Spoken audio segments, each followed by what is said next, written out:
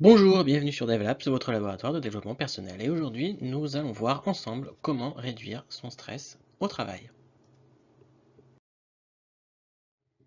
Alors, pour commencer, il faut d'abord, je pense, définir en fait, ce que c'est le stress. Alors, si on prend la définition telle qu'elle est souvent énoncée, le stress, c'est d'abord des réactions en fait, de l'organisme qui soient aussi bien émotionnelles, c'est-à-dire que une personne en fait stressée peut se trouver par exemple irritable, anxieuse, surmenée, angoissée, perdre l'estime d'elle-même, avoir des abus de pensée, être à un état d'inquiétude constant, des difficultés pour se concentrer, ou à prendre des décisions, à faire des choix. Voilà, ça c'est la partie émotionnelle. Donc c'est une réaction de l'organisme qui peut être soit émotionnelle, soit tout simplement physique, face à une situation particulière ou à des facteurs de stress, qu'on appelle des stresseurs. Et finalement, le stress, ce n'est qu'une réaction naturelle si celle-ci n'est pas excessive. En fait, le stress, c'est d'abord une réaction, j'ai envie de dire, très ancienne, qui est simplement faite pour nous mettre en alerte et nous protéger. C'est une réaction en fait qui existe chez les hommes depuis la nuit des temps. D'ailleurs, à la base, c'est pas quelque chose de mauvais le stress, puisque c'est dans l'optique d'abord de se protéger. Donc c'est une réaction tout à fait commune. Alors, des situations de stress, je pense qu'on en a tous vécu, hein, l'approche d'un examen, d'un entretien, une présentation orale devant un public, ou encore une réponse devant un certain danger. Et dans ces situations, on a des signes qui sont alors directement observables sur soi. Par exemple, des contractions musculaires, sa fréquence cardiaque qui augmente, une respiration de plus en plus rapide, des suées par exemple. Voilà, ça ce sont des situations de stress qu'on a très souvent tous au moins vécu une fois, et ce sont donc les plus courantes. Donc il faut, comme je disais, finalement, savoir faire la part des choses entre ce qu'on appelle le bon stress et le mauvais stress. Le bon stress, c'est d'abord un stress qui est souvent de courte durée, et c'est en fait une légère mise sous pression qui va se caractériser plutôt par une motivation. Donc en fait, quelque part, c'est un peu un coup de boost qui temporairement va vous permettre de vous dépasser pour atteindre votre objectif. Euh, et puis c'est souvent ces facteurs enfin, ce stress en fait est en faveur en fait de votre enthousiasme. Souvent cet enthousiasme va se communiquer à votre entourage et ça va avoir un rôle moteur en fait derrière. Notamment par exemple quand vous travaillez avec une équipe dans la gestion de vos projets, le fait en tout cas d'avoir cette petite gestion de stress peut en fait amener aussi votre équipe à être motivée si elle est bien gérée, bien évidemment. Et puis c'est une fois qu'on a par exemple dans une cadre d'une mission, si elle est réussie, on a toujours ce sentiment de satisfaction par rapport au travail qu'on a fourni, de fierté, d'accomplissement. Et, euh, et quelqu'un qui aura un bon stress en fait n'aura pas de souci à prendre quelque part un peu de repos une fois qu'il aura terminé en fait cette période de stress. C'est bien là d'ailleurs où se fait la différence avec le mauvais stress. Euh, Quelque part, le bon stress, c'est quelque chose qu'on prend un peu par la main et qu'on contrôle, alors que le mauvais stress, c'est plutôt quelque chose dont on est victime et qui perdure et qui interdit en fait toute prise de recul et de période de répit. Ce mauvais stress, d'ailleurs, on l'appelle très souvent le stress chronique. Et ce stress chronique peut être considéré comme étant pathologique et peut entraîner beaucoup de désordres, aussi bien physiologiques que psychologiques. Et c'est ce stress en fait qui est le plus difficile à combattre. Il a déjà été souligné et remarqué que des personnes qui présentent un stress chronique et qui sont confrontées à des situations de stress sur du long terme présentaient des taux de mortalité beaucoup plus élevés. Alors, ce mauvais stress, il est nettement plus insidieux, et c'est celui-là dont on parle, et c'est celui-là surtout qu'on va essayer de réduire, on va voir comment, mais il est nettement plus latent, insidieux, souvent ignoré. En fait, il s'installe dans la durée tout simplement et il vous ronge petit à petit par de la fatigue, de l'irritabilité, des troubles de sommeil, des troubles alimentaires, des difficultés de concentration. En fait, la pression de forte intensité, malgré des apparences quelquefois qui peuvent être un peu trompeuses, elle est permanente et elle suit une courbe en fait un peu ascendante, voire même dans certains cas exponentielle. Évidemment, ça ne vous nourrit pas en énergie positive et le mauvais stress, il vous rince, il vous épuise, il vous use et il peut même tuer quelquefois dans certains cas, dans des cas extrêmes bien évidemment.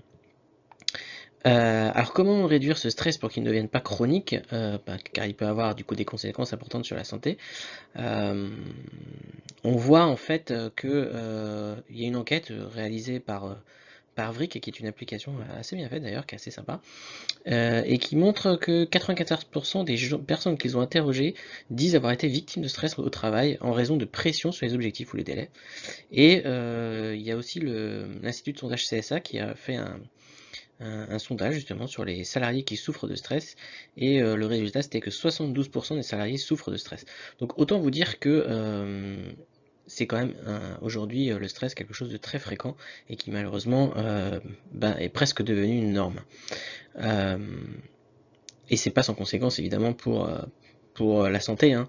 On en a déjà parlé, un trouble du sommeil, migraine, désordre digestif, des risques plus élevés de crise cardiaque, voire le burn-out peut être finalement la finalité d'un stress accru depuis un certain temps. Sans compter que si on parle un peu de l'entreprise et des dirigeants d'entreprise, une personne stressée clairement est moins productive, et il y a tout intérêt à faire travailler ses collaborateurs dans une ambiance la plus sereine possible. Il est donc essentiel d'apprendre à le gérer afin de pouvoir dire stop avant qu'il ne soit trop tard. Voilà un petit peu le panorama en tout cas de ce qu'est le stress.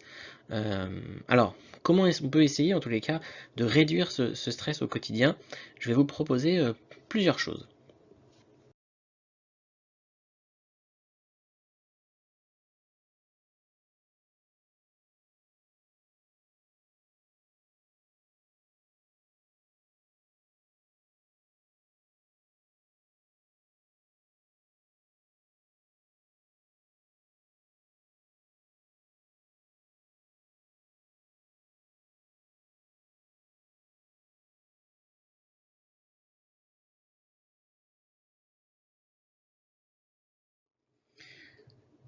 Donc ce sont en fait des astuces pour réduire votre stress qui sont très connues. Vous verrez que vous les retrouverez dans certains livres, dans des publications sur internet ou dans des journaux qui traitent de ça.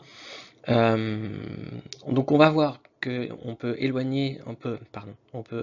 identifier d'abord la cause des tensions qui provoquent le stress. On va voir comment on peut prendre du recul pour vous aider en fait à reprendre la main en fait et ne plus subir en fait ce stress.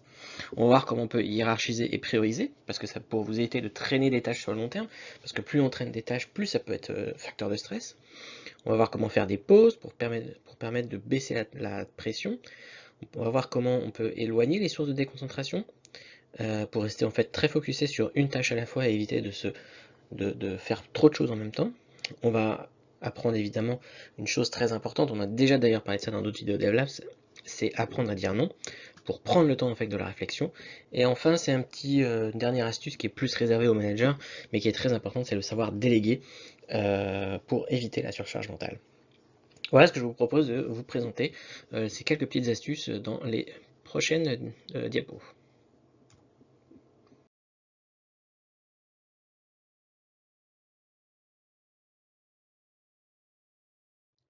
Alors je vous propose l'astuce numéro 1. Alors cette astuce numéro 1, c'est d'identifier la cause. En fait, repérer les mauvaises habitudes, identifier l'origine de son stress que l'on ressent, c'est vraiment, j'ai envie de dire, le premier point sur lequel il faut travailler. Identifier la cause en fait de vos tensions et repérer en fait toutes les origines de votre stress. Aujourd'hui, le stress, il est forcément déclenché par des situations qui représentent un danger, en tout cas pour vous. Et en fait, ces situations de stress ou ces stresseurs, comme ils s'appellent, ils peuvent s'apparenter par divers contextes en fonction aussi de l'âge de la personne. Et notamment chez l'adulte, il s'agira davantage de situations stressantes dans la vie quotidienne, dans le travail, euh, qui sont les deux environnements bien évidemment qui prennent tout le temps de votre vie. Et il y a beaucoup d'études qui ont démontré qu'un état chronique de stress chez l'adulte était le plus souvent la conséquence d'un état anxieux sous-jacent. Donc il faut vraiment prendre le temps d'essayer d'analyser le pourquoi de votre stress. Parce que c'est ce qui fera que ensuite vous pourrez travailler bien plus efficacement dessus. Alors vous pouvez avoir plein d'origines de situations de stress. Par exemple le tabagisme, l'utilisation de substances illicites, alors je vais peut-être un peu loin, mais les troubles du sommeil, l'alimentation, ça ce sont ceux qu'on retrouve extrêmement souvent. Après ça peut être évidemment la pression sur les objectifs ou le travail qu'on vous demande, ça va être une pression peut-être sociale. À vous de voir en tout cas, d'essayer de définir à chaque fois que vous êtes stressé, Quand est-ce qu'à quel moment en fait vous étiez stressé dans la journée? Est-ce que c'était lié à un lieu? Est-ce que c'est lié à des situations de travail spécifiques, à une demande qu'on vous a faite? Essayez en tous les cas de bien identifier l'origine de votre stress. Ça, c'est la première astuce qui est bien la plus importante. Je vous propose de passer à l'astuce numéro 2.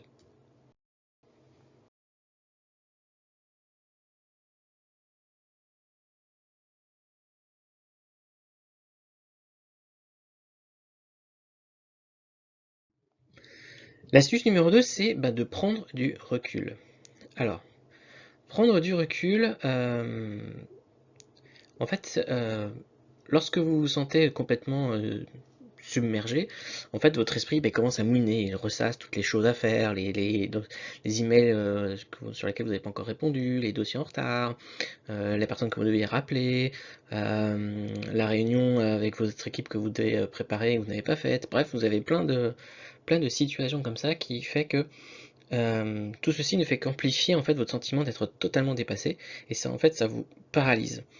Et ce qu'il faut faire en fait, c'est de se concentrer en fait sur le moment présent, de respirer et de reprendre la main. En fait, la chose la plus importante, ça va être notamment une des premières actions que vous pourriez faire, c'est de noter toutes les tâches les plus urgentes parce que vous y verrez déjà plus clair, vous aurez l'ensemble des données en fait devant vous et puis on verra que vous pouvez aussi après prioriser vos tâches. On le verra d'ailleurs après dans une autre diapo juste après sur la hiérarchisation, mais qui devient aussi la priorisation. D'ailleurs, je vous engage aussi à regarder une vidéo DevLabs, c'était la deuxième vidéo DevLabs sur comment on peut prioriser ces tâches. Voilà, en tout cas, prenez du recul. Il faut faire en sorte d'arriver à, comment dire, à essayer de remettre à plat tout ce que vous avez devant vous et de finalement vous dire, attendez, qu'est-ce qui est vraiment important? Et surtout, rappelez-vous une chose qu'on a déjà vue maintes et maintes fois dans les vidéos DevLabs, vos objectifs. Quels sont vos objectifs et quelles sont les tâches qui servent vos objectifs? Vous ne pourrez pas jamais faire plaisir à tout le monde. Donc il faut prendre du recul, voir quelles sont les principales tâches à faire, et quelles sont celles qui sont les plus urgentes là, qui pourraient en tout cas vous enlever un sentiment de stress très fort, et puis vous commencez à travailler d'abord sur celle-là pour ensuite attaquer le reste. Et ça, c'est vraiment un conseil important, et ça fait partie des astuces qui permettront de réduire votre stress au travail. Voilà pour l'astuce numéro 2, je vous propose de passer à l'astuce numéro 3.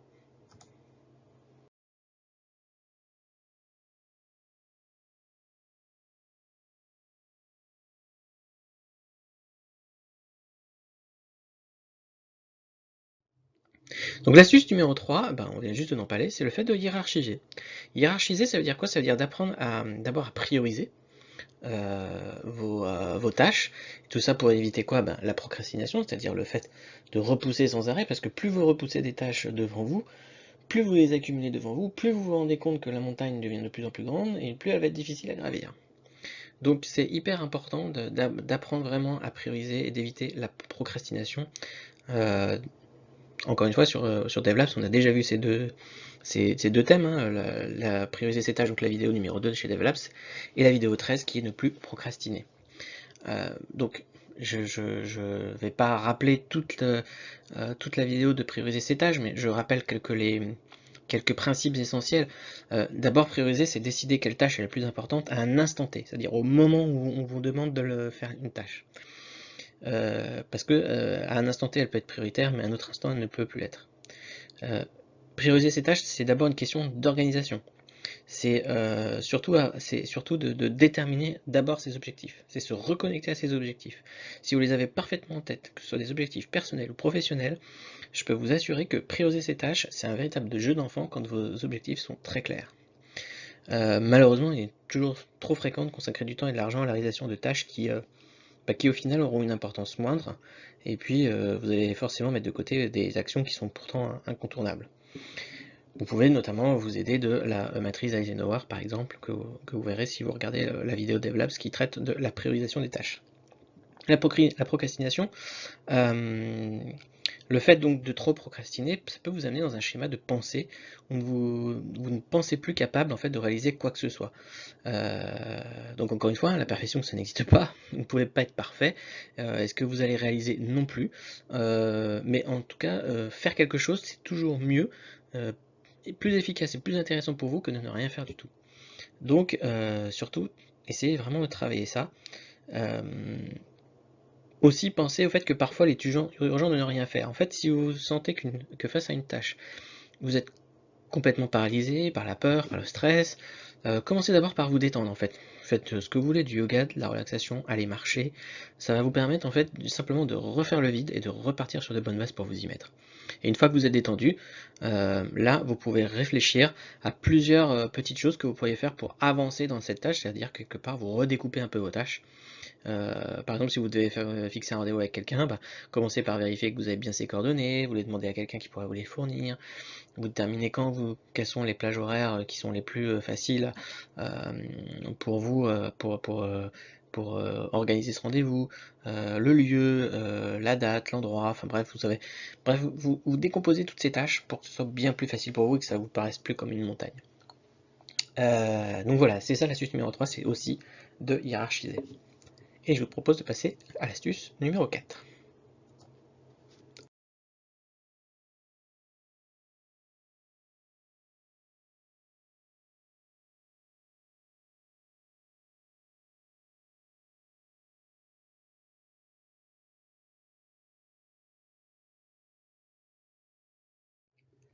Alors l'astuce numéro 4, c'est aussi une astuce qu'on a déjà vue dans pas mal de vidéos DevOps aussi, c'est d'abord de savoir faire des pauses. En fait, ce qui est important, c'est que quand vous sentez que la pression monte dangereusement, accordez-vous une pause, prenez, je sais pas, un petit bol d'air si vous est possible, faire quelques pas en dehors du bureau, de boire de l'eau, de faire quelques exercices d'étirement, des exercices de respiration. Si vous n'arrivez pas à avancer sur un dossier et que vos cerveaux semblent en panne, dans ce cas-là, levez-vous, faites quelques pas, mettez ce dossier de côté pour le moment, vous en traitez à la rigueur un autre, vous pouvez faire autre chose. En fait, votre cerveau va quelque part réfléchir pour vous un peu en mode tâche de fond. Et puis ça va vous libérer l'esprit. Et quand vous allez revenir et que vous allez vous remettre sur la tâche, bah, il y a de fortes chances pour que vous trouviez rapidement la solution. Donc sachez prendre du repos, loin du travail, déconnectez-vous lorsque vous n'êtes plus au bureau, parce que ça vous évite aussi, si vous restez connecté sans arrêt à vos mails, à des Teams ou autres, ben, vous risquez de ne jamais déconnecter avec toutes les tâches, et ça fait augmenter forcément votre stress. Donc surtout, sachez faire des pauses, allez prendre l'air, buvez de l'eau, levez-vous, faites des exercices d'étirement, et surtout déconnectez-vous du bureau le plus souvent possible quand vous êtes en dehors du bureau, évidemment. Ça paraît évident. Voilà pour l'astuce numéro 4, et je vous propose de passer à l'astuce numéro 5.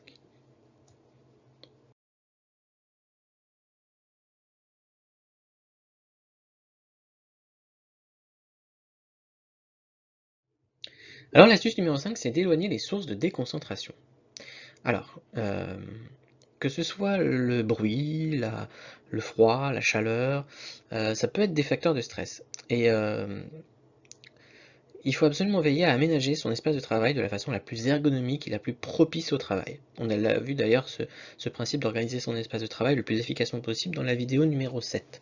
Donc vous pouvez revoir cette vidéo, vous aurez beaucoup plus de détails. En tout cas, vous avez besoin de plus de calme souvent pour travailler. Dans ce cas-là, essayez, si vous avez encore la chance de ne pas être en open space, fermez votre porte de bureau afin de couper tout ce qui est bruit parasite extérieur. Si vous êtes malheureusement en open space, et ça je connais bien ce cas-là, vous pouvez par exemple utiliser un casque. Alors, le problème du casque, c'est que ça peut aussi vous isoler complètement en fait de vos collègues, donc surtout prévenez-les avant en fait que vous êtes un casque et que si jamais ils ont besoin de vous parler, bah, qu'ils vous fassent signe. Veillez aussi à ne pas faire plusieurs choses en même temps, c'est-à-dire faites un seul dossier à la fois.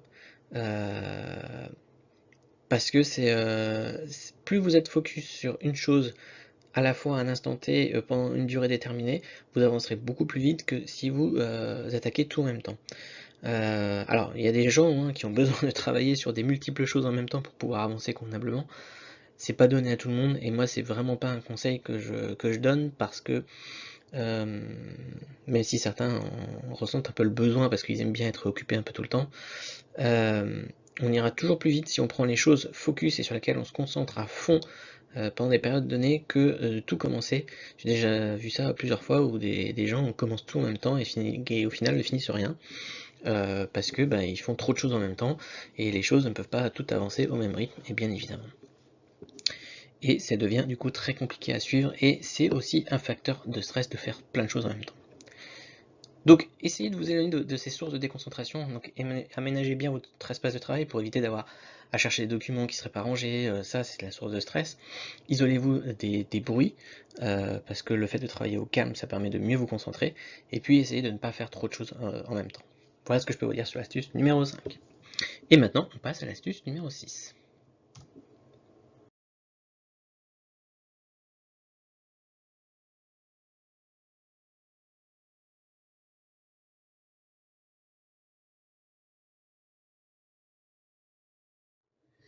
L'astuce numéro 6, c'est une astuce qu'on a déjà vue aussi, c'est savoir apprendre à dire non. Euh, alors, on l'a déjà un petit peu vu dans la vidéo 16, comment gagner du temps disponible, le fait de savoir apprendre à dire non. En fait, le fait de formuler aujourd'hui un refus, lorsque le fait d'accepter serait néfaste pour vous, en fait c'est juste essentiel, c'est limite même une compétence. Vous avez déjà tous vécu ce moment où vous avez plein de dossiers à traiter, et puis d'un seul coup on en rajoute, on en rajoute, on en rajoute, et puis en fait on vous demande pas quelque part votre avis. Surtout prenez toujours le temps de la réflexion avant de donner une réponse. Ne dites pas oui tout de suite, et puis en fait une fois que vous l'avez pris, vous vous rendez compte qu'en fait la tâche c'était pas un petit truc à faire qui dure 5 minutes, mais c'est bien une vraie tâche ou limite un vrai projet que vous allez devoir mener. Or vous étiez déjà complètement charrette sur tout ce que vous étiez en train de faire. Donc si ce dossier n'est pas prioritaire, ou qu'une autre personne peut le traiter, vous refusez tout simplement, poliment, intelligemment. C'est pas la peine de se surcharger inutilement. Il faut absolument apprendre à gérer votre temps de manière équilibrée. N'hésitez pas à dire non, c'est important de dire non, mais au-delà même de savoir dire non, il faut surtout expliquer pourquoi on dit non, pour que les gens comprennent pourquoi vous ne pouvez pas traiter cette tâche. Je ne peux pas prendre cette tâche parce qu'on m'a déjà par exemple demandé telle autre tâche qui est prioritaire. Et là, pour le coup, si c'est un N+2 par exemple qui arrive et qui vous demande une tâche supplémentaire, elle dira attends, je vais voir ton N+1, et puis je vais lui demander dans ce cas-là qu'il dépriorise ce que tu es en train de faire pour que tu puisses prendre ma tâche. Et comme ça vous donne déjà, euh, ça réduit forcément votre stress, puisque voilà, il y a quelqu'un qui vient de vous dire dans quel ordre vous devez traiter les choses et pas traiter les deux en même temps. Et encore une fois, surtout, il faut que vous ayez des objectifs clairs. Il faut que les dossiers que vous traitez soient des tâches qui conviennent à vos objectifs et qui vous permettent d'atteindre les objectifs que vous avez fixés en début d'année. Donc, l'avantage, c'est que lorsque les objectifs et les priorités sont bien définis, c'est bien plus facile aussi de dire non. Parce que vous savez que telle chose qu'on va vous demander, ça ne correspond pas à vos objectifs, ça vous dessert complètement. Donc, c'est pas la peine d'aller sur un terrain qui risque en fait de plus vous faire couler qu'autre chose. Et donc ce que je disais, c'est qu'être à même d'exprimer un refus, c'est une compétence vraiment clé. Ça permet aussi de s'affirmer, de se faire respecter. Ça évite vraiment de se faire laisser submerger par des tâches qui ne nous incombent pas, et qui pourraient clairement être déléguées. On verra d'ailleurs dans une autre astuce à la fin, l'astuce de la délégation, notamment c'est plus pour les managers souvent. En tout cas, voilà, astuce numéro 6, apprenez à dire non, formulez votre refus, c'est essentiel. Prenez toujours le temps de la réflexion et ne vous surchargez pas inutilement. Et je vous propose de regarder l'astuce numéro 7.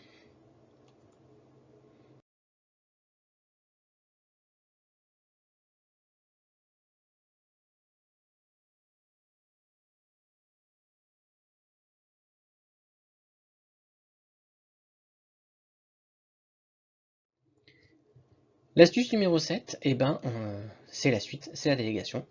Donc la délégation, c'est tout simplement le fait que quelquefois on peut être amené à mettre un point d'honneur à tout faire soi-même, par un peu le souci de fierté, d'efficacité, parce que quelquefois vous vous dites oh tiens je veux pas surcharger mes collaborateurs, allez je vais prendre telle tâche. Euh, et puis voilà, du coup, vous ne déléguez pas et c'est comme ça que vous vous sentez submergé. Donc là, quand vous êtes manager, vous avez la chance d'avoir une équipe, et comme vous avez une équipe, vous pouvez aussi déléguer. Et c'est une compétence aujourd'hui qui est primordiale pour un manager parce que ça permet beaucoup de choses. Alors, la délégation, c'est un point qu'on a déjà vu dans la vidéo numéro 10, donc si vous voulez aller voir le détail de la délégation, regardez à nouveau la vidéo 10 sur la délégation. Je répète un tout petit peu rapidement ce qui est dans cette vidéo. Euh, la délégation, c'est d'abord retrouver la maîtrise de son planning, de son agenda. Euh, Encore une fois, si vous retrouvez la maîtrise de votre planning, de votre agenda, forcément c'est une source de stress en moins, puisque du coup vous avez du temps pour faire les choses correctement.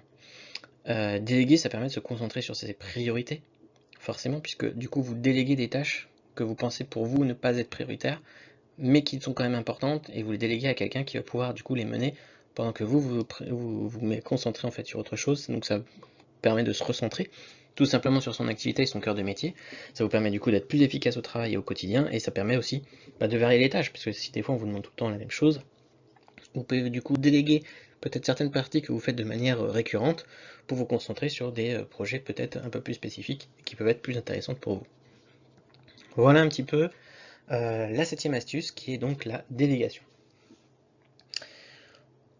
Voilà ce que je peux vous dire dans les 7 astuces que je voulais vous présenter, et je vais vous en présenter en fait une autre qui est une astuce un peu bonus.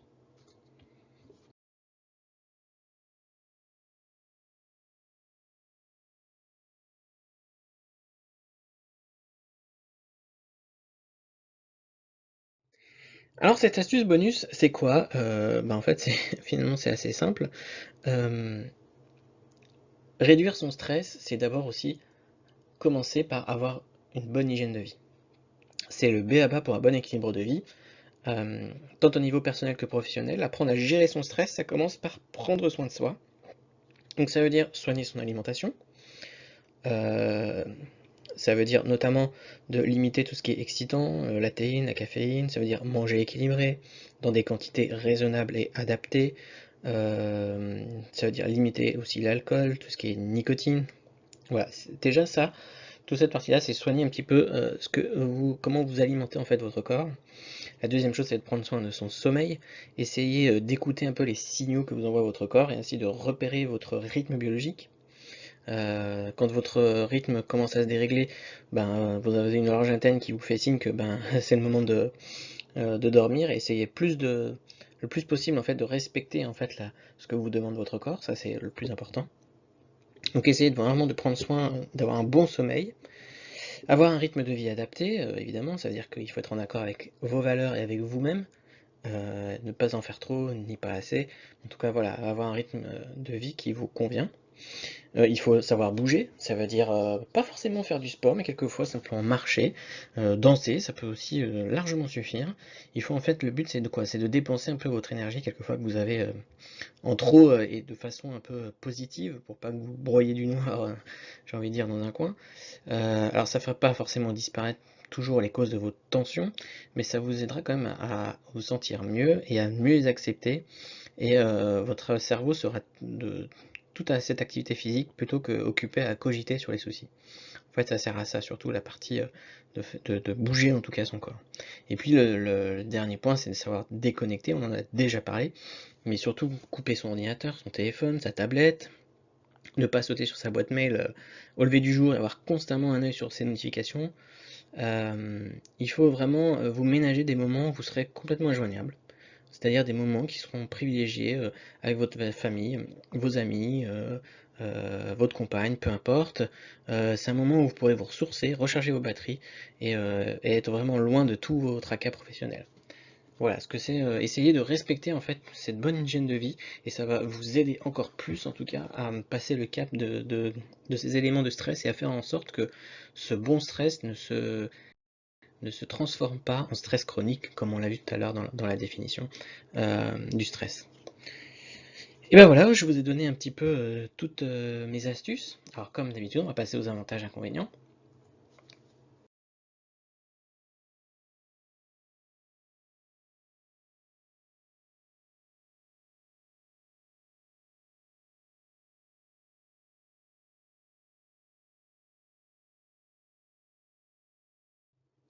Alors les avantages, évidemment, gérer son stress, ça vous permet, on l'a vu, hein, de limiter vos effets sur sa santé. On a vu dans la définition du stress tous ces points négatifs que ça peut vous apporter, aussi bien d'un point de vue émotionnel que physique. Ça va vous permettre aussi d'atteindre vos objectifs, aussi bien en privé que professionnel. On a vu que le fait de réduire, pour réduire en fait son stress, on passe par des étapes d'organisation sur le fait de prendre les choses comme elles viennent, mais toujours connecté à ses objectifs, de savoir repousser les éventuelles tâches qui ne sont pas importantes, de ne traiter que ce qui est vraiment urgent, important, de savoir prioriser ses tâches, d'être en maîtrise complète de son planning, de son activité. Et le fait d'être forcément dans cette situation, le fait de réduire votre stress vous permet aussi d'arriver à vos objectifs bien plus rapidement. Le savoir dire non, prioriser, déléguer, mieux se concentrer sur ses tâches, tout ça, ça vous aide à atteindre vos objectifs, et si vous les atteignez, vous aurez alors une meilleure confiance en vous, et cela vous évite certainement le phénomène aussi d'épuisement. Voilà un peu tous les avantages que vous pouvez avoir en prenant toutes ces astuces et en essayant voilà, de les appliquer le plus possible.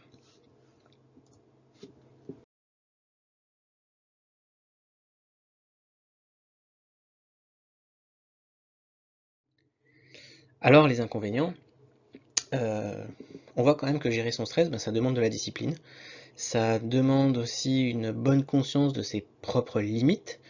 Il ne faut pas faire tout et n'importe quoi non plus.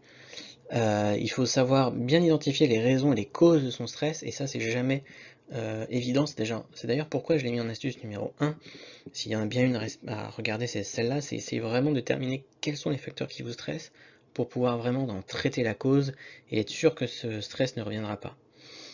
Mais ça, encore une fois, ça demande du coup de faire un travail sur soi, et faire un travail sur soi, c'est vrai, c'est pas donné à tout le monde, c'est pas évident, mais prendre le temps de le faire. Vous pouvez aussi vous faire aider, hein, quelque part, soit de la famille, des amis, voire peut-être une psychologue, si vraiment vous avez du mal à faire ce travail-là sur vous-même, avec l'aide de quelqu'un.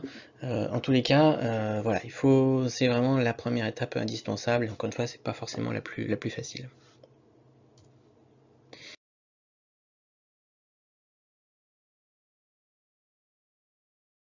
Alors maintenant, quelques lectures. Donc je vous propose en fait 2 livres sur le stress. Un premier qui est assez connu, qui est La gestion du stress au quotidien de Prudence Nazerolas, qui est d'abord une psychologue et une coach qui est spécialisée en gestion du stress et en thérapie cognitivo-comportementale, pardon.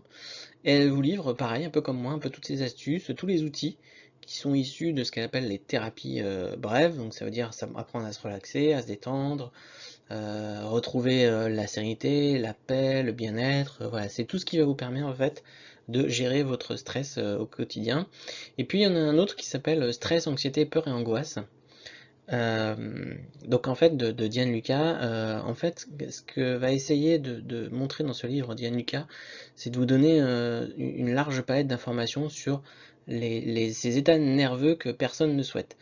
Euh, mais le but, c'est de défaire en fait ces états nerveux à travers des exercices qui sont accessibles, pratiques pour tout le monde, et de faire ce premier travail dont on parlait aussi tout à l'heure, de ces mots qui vous rongent un peu au quotidien, qui ont qui ont des origines et pour lesquelles il faut les chercher et trouver ces origines pour pouvoir ensuite les traiter. Et puis bien sûr, vous trouverez encore une fois beaucoup d'articles sur Internet qui vont vous permettre de construire en fait vos, de construire comment dire, euh, toutes vos routines qui vont vous permettre de réduire en tous les cas votre stress.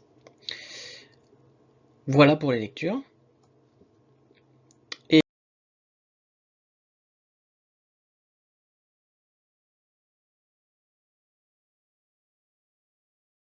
donc voilà, une dernière chose, surtout n'hésitez pas à mettre un pouce bleu et des commentaires sous la vidéo, hein. J'ai surtout hâte de voir vos retours dans les commentaires, posez vos questions, donnez-moi votre ressenti si cela vous a aidé.